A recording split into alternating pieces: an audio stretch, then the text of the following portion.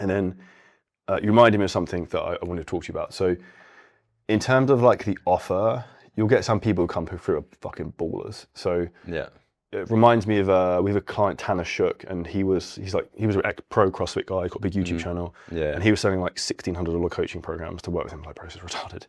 And he's now selling like $10,000 coaching programs. And I remember he messaged me a couple of weeks ago. He's like, this guy paid and didn't blink an eyelid, and he's like, he would have paid way more. I was like, so for you personally, I'd be like, if you get people come through and like, okay, this guy's like fucking balling. Like, I'll give you an example. I remember we had a guy, I won't say who it is, but he owns one of the biggest estate agents in Dubai. He signed up with me like 4 years ago. Like on the call in the background, he's got his glass gym and a Rolls Royce in the back. Like, like just don't give a shit. And he signed up, paid a load of money, and after 3 days just decided he didn't want to do it anymore. He's like, just don't worry about it, just keep the money. Really? I was like, fair enough. I wanted to work with him because I wanted him to crush, because it'd be great, social proof. Yeah. But that's for you. I'd be like, okay, can we have like a really high offer? If you've got someone who's like super bought in, or I'd be like, okay, you coach someone for a year and it's 10K. Yeah. So if you get a feeling of someone who's like a bit of a fanboy, they're wealthy, like I'd be like, okay, we've got two options. It's this to work with our coaches, or if you want to, I take on like a handful of people every year. If you want me to personally coach you, it's 10 grand. Yeah, because at the moment, what we do at that higher price point, so the delivery, even on our premium offer that's 500 a month, is they get to have 1 hour group call with me per week. There is also the option, if they want me to do the initial analysis, that it's £1,000 that I'll do the onboarding call for them. But again, we haven't had a huge uptake in those two. This is just something like, if you get someone, It's like a fuck you. yeah. You can kind of tell, and like the way, and even like why this actually helps from a closing perspective, it then anchors the other prices of like, well, these other ones are really cheap now. Yeah, it's like a no-brainer. Do you know what I mean? So almost like help sell the other thing. Do you tend to, like, through sales process, walk them through a pitch deck?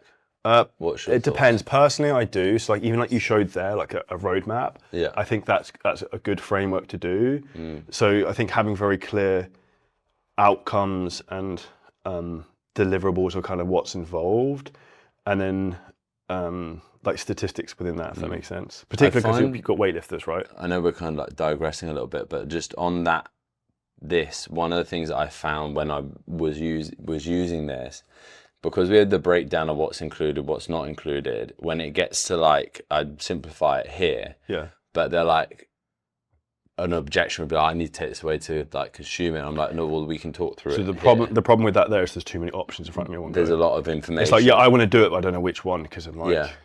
So that's where I think like this almost needs... Okay, so like what I would do, I would almost, if you look at your pitch deck, I'd change it, and I'd probably just try and pitch the person like one. Based on the thing that I think is best for them. So I'm like, I'd have 3 different pitch decks depending on what I think is best for them, and be like, you could have one, maybe like the basic one has 2 options. Yeah. And if you've got someone who you think is like a G, baller, just offer them the ultimate one.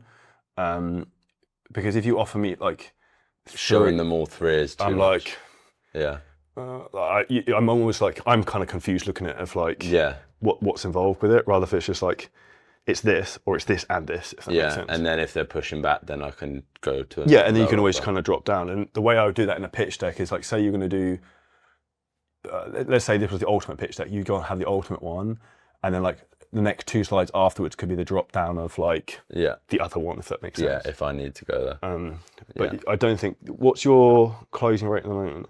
It's high, 70%. Like, it is good at the moment, but like I said, I expect it to be good because it's so fucking cheap. Like, But that's if we talk about that for a minute, so like on the financing, this is why this works well for cash flow cycles for you. So say, for example, if you use something like Split It, there's the downside with this, to be transparent, is the fees are higher. They charge like 15%, and they hold 15% for 6 months, which you then get back.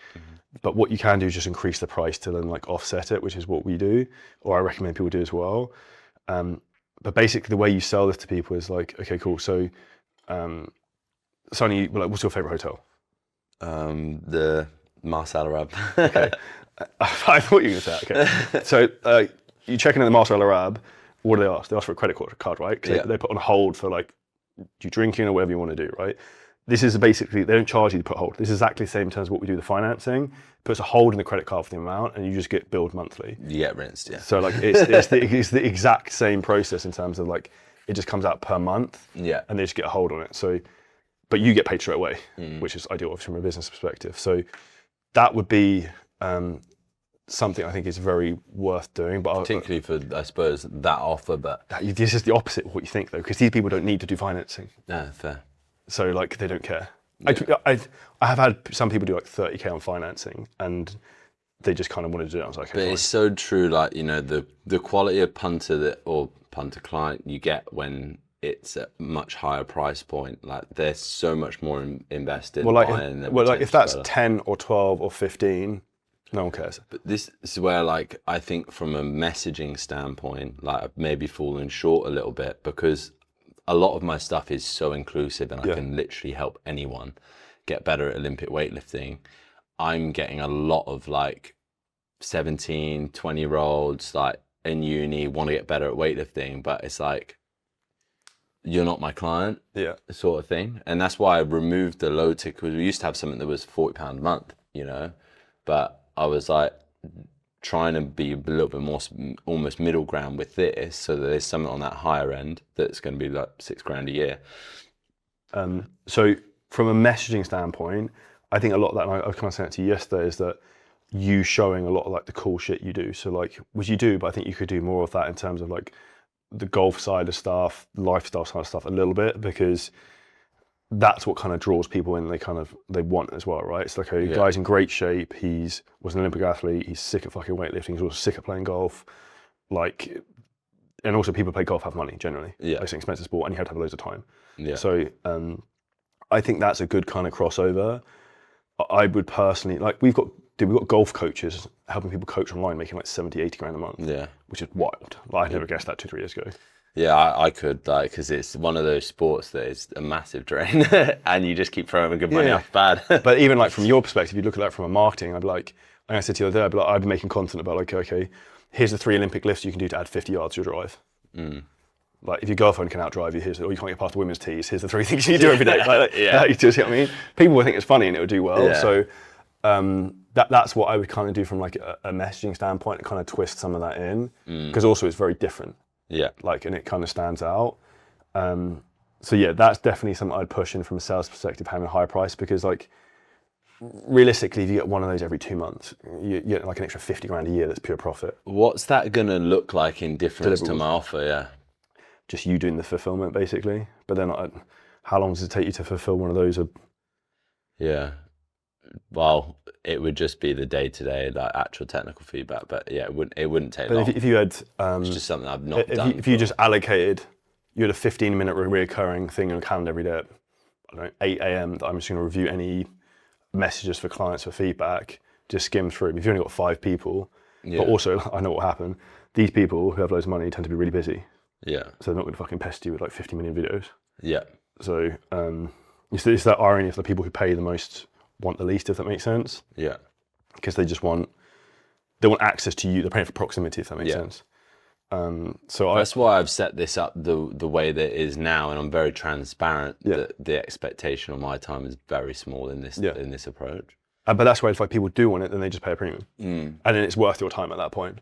And that's where I think, you know, like, I had put together and never launched a Dubai training camp or like masterclass for 5 days. It might be easier to get people to kind of be interested in doing something like this, but I put together a whole schedule for... Have you not done that before here? No, I've not. I think it'd be sick, dude. I've not done it before. I planned everything out, a price perspective and everything for it.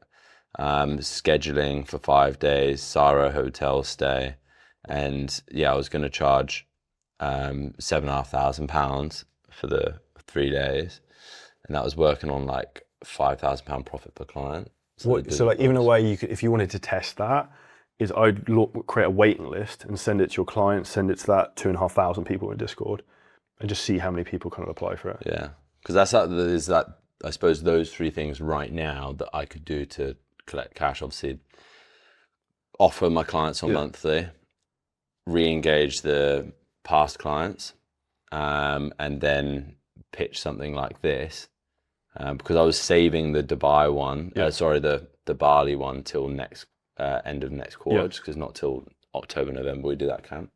If you enjoyed this clip and you're a business owner, content creator, or coach, and you want help in terms of exactly how to scale your business to the next level using ads, AI, VSLs, setters, and building teams to basically monetize your business and monetize your knowledge, but without you having to press all the buttons, it's never been easier than before. What we can do is we can walk through the whole process in terms of how we're doing this over and over and over again with content creators, with business owners. If you hit the link at the bottom of this video, you can book a call with us and the team. We can audit your whole business, show you where the bottlenecks are, and show you exactly how we can scale. And if we think you're a good fit to work with us, we can show you what that looks like too.